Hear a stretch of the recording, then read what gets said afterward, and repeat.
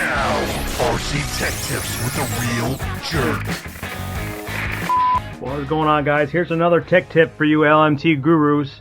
We just did shimming the diff with an extra gasket. We installed an extra gasket in here to free up this diff. I should have put this into that video. When you put a second gasket in here, it's going to make this wider, so it's a little bit tough to get this in there. If you can see in there.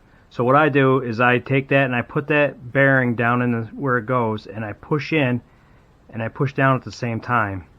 I already did this a couple times trying to figure out how I'm going to show you guys how to get that back in there, but it can be a little tough, but that should have been in the other video. So the second tip is the plastic housings. I know a lot of people had problems with these, breaking them and stuff.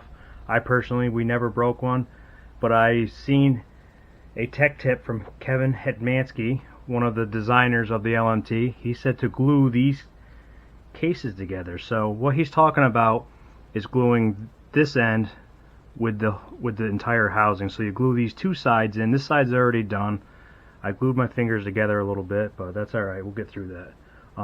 I use Loctite super glue. It's a gel. It's really controllable. It gives you a little time to play around.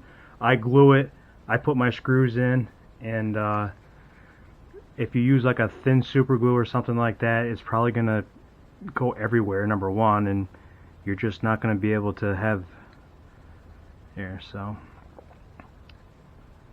the control you want. So I glue all the way past these screws. I don't really know. I get these tabs too. There's two tabs here, so I know if I go to them tabs, I'm good. So I only glue one side, then I snap it together. I try not to get too much on there. That might be a little bit too much, but this is for a bashing truck for Ethan. So we're gonna do this. This is a brand new truck. I haven't even ran it yet. I bought it as a roller. Intentions on having a couple race trucks, and the ready to runs are on back order. So we're gonna take one of these. Oh, actually, I glue these too. So I put a little glue in here, and I run the screws in. The first screws I run in are these ones here. So if you break any part of this housing, you got to buy all these pieces anyways. You're gonna get, you know, these two sides and this. So if you break one side, don't worry about like saving these other pieces, because if you need another part, you got to buy it in the set anyways. So this actually snaps on there usually pretty good. It was a little bit easier with the other housing without the webbing in there, because it had a little more flex. You can hear it snap in there like that. Then I run these two screws in there. Then I actually I put it together just without trying to glue my fingers together. I put it together as fast as I can. That way there it's nice and square. Snug that down. Snug. Ooh, if I can get that in there. I'm trying to do this. I'm shaking like a leaf. There we go. Let's see. And this is the next one I put in there. And another tip too. And I never realized, I didn't see anything in the instructions or hear anybody talk about this, but this actually has a little bit of a adjustable caster in it. I'm going to put it back factory. I haven't really played with it. I don't know how much it changes it. It doesn't look like a whole lot, but you can see the screws are slotted and there's like little teeth in there, so you can clock this back and forth, you know, increasing or decreasing caster. It looks like it has a lot of positive caster right now. So I'm going to try to line these up. Sorry if I'm off camera. It's only my second video, so trying to figure out where to keep things is difficult. So I decided to do these videos because I want to share a little bit of our knowledge with everyone, and not that my ideas are great, but sometimes they're helpful. And I watched a lot of tips from people, and I'm glad they put them out there, because it surely helped a lot. This is being a bear. Jeez.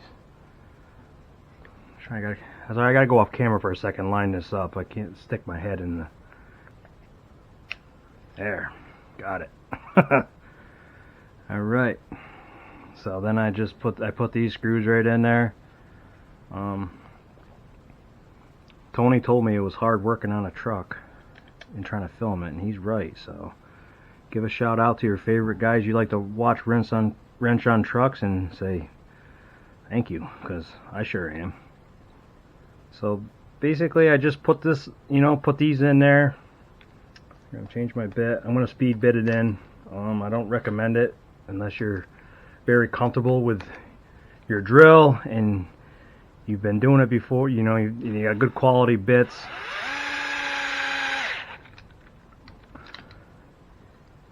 These screws in the LMT seem like they're a little bit soft from time to time. The first truck that we got was one of the first release. It was a pre-order truck. This one here came after the fact. It's probably the same batch, but the first truck that we got, the screws seemed soft. Everything was super, super tight. As far as I had to use a ratchet to get the wheels off. Ratchet and an 8mm socket. So I'm gonna put this on there too. Get these on there. That way they're everything. I don't glue these on there just in case we do happen to break it. We can change those. But if you break the housing itself, you're doing no harm by gluing it together. You have to buy all the pieces together, so it comes in a bag all together. Don't run these down. If you do use some kind of drill or something, don't run them all the way down because they will strip very, very easily. So I just put this together like this. I say I try to do as fast as I can do it without getting to the point where you're going to start stripping stuff.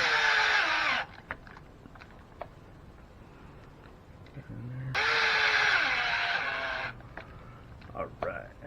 And then I'll just snug these up. Iron. I went tight with that one. See, if I really cranked on that with the drill, I probably would have stripped it because these are already super tight. Well, that's it. That's my tech tip number 2 for the LMT.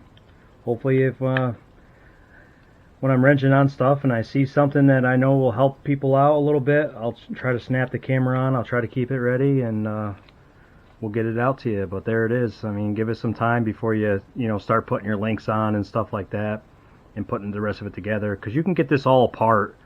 With this all glued together, you put your diff in, and I still gotta put grease in here, but you put your diff in, you stand it up on end, you slide your axles in, and then you put your hubs on and stuff. It's not that hard. It adds a little bit more work to it, but I mean, with these glued together, I think you're really gonna have to hit really awkward or really hard to break one of these plastic axles.